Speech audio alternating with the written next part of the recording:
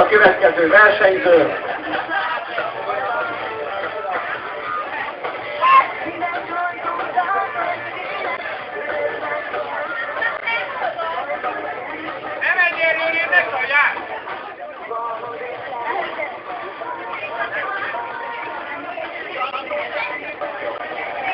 Nos, jó.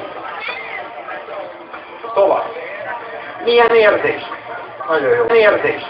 Nagyon jó. DRS lehet használni. Sőt, ABS-t is. Differenciál műrendben? Szerintem. Hoppá, ugrik a gép, igen.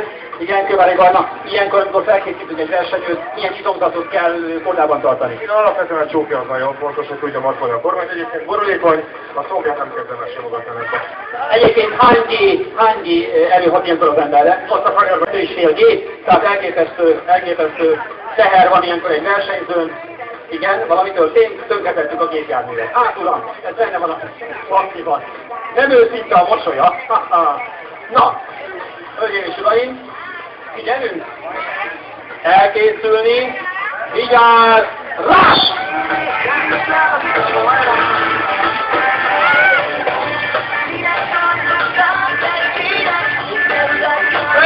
Gyerünk, igen, gyorsan, mert telik az idő. Igen, ha ki kell volna gyerülni, és ott a cél. 17-88, első segítságról voltak kipadnak a jobbra, a valóságban is, reméljük, hogy nem dönt a valóságban is, reméljük, hogy nem dönt a gépjármű.